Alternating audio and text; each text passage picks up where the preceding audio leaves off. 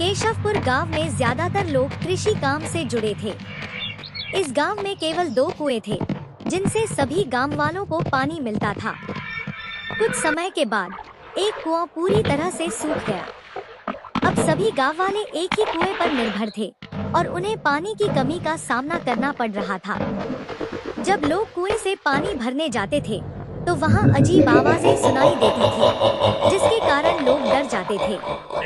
कृषि काम करने वाले पुरुषों की पत्नियां तो कुएं के पास ही नहीं आती थी।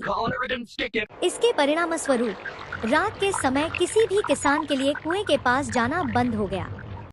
इस बीच गांव का एक बच्चा खो गया। लोगों ने बच्चे की खोज में कई दिनों तक प्रयास किए, लेकिन बच्चा नहीं मिला।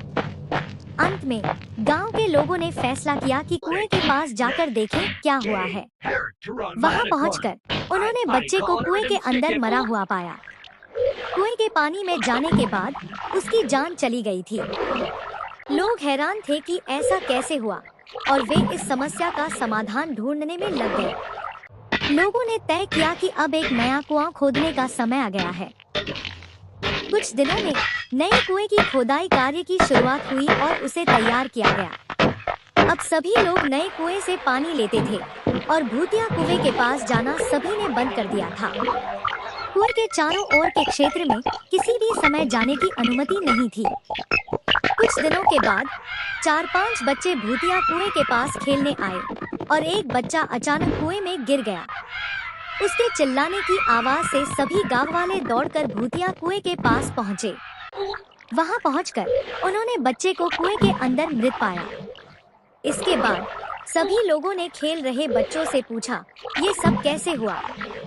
बच्चों ने बताया, वह खेल रहे थे और फिर बच्चा कुएं में गिर गया। इस दुर्भाग्यपूर्ण घटना के बाद लोगों ने एक तांत्रिक को बुलाया, जिसने कुएं के बारे में अध्ययन किया।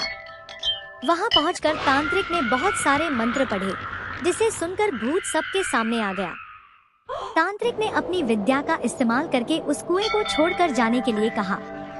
भूतिया कुएं ने तांत्रिक की सलाह को नकार दिया और कहा, मैं यहाँ से नहीं जाऊंगा। मेरा पूरा खानदान यहाँ बसा है और मैं इसे छोड़कर नहीं जा सकता। तांत्रिक ने फिर कोशिश की भूतिया कुएं को समझाने की, लेकिन भूत ने फिर से इनकार किया। तांत्रिक ने लोगों को सलाह दी कि कुएं के मुंह को ढक दो, इससे किसी प्रकार के आपदाओं से बचा जा सकता है। इसके परिणामस्वरूप गांव के मुखिया ने तुरंत कुएं के मुंह पर जाली डालकर पक्का ढक्कन बनवाया और उसे सुरक्षित बना दिया। अब सभी गांव वाले खुश और सुरक्षित थे और वह भूतिया कुएं के डर से मुक्त हो गए। मोरल: इस कहानी से हमें यह सीखने को मिलता है कि हमें हर समस्या का समाधान ढूंढने के लिए संघर्ष करना चाहिए। चाहे हमारा सामना कितना भी कठिन क्यों ना हो, हमें निरंतर प्रयास करना चाहिए और निराश नहीं होना चाहिए।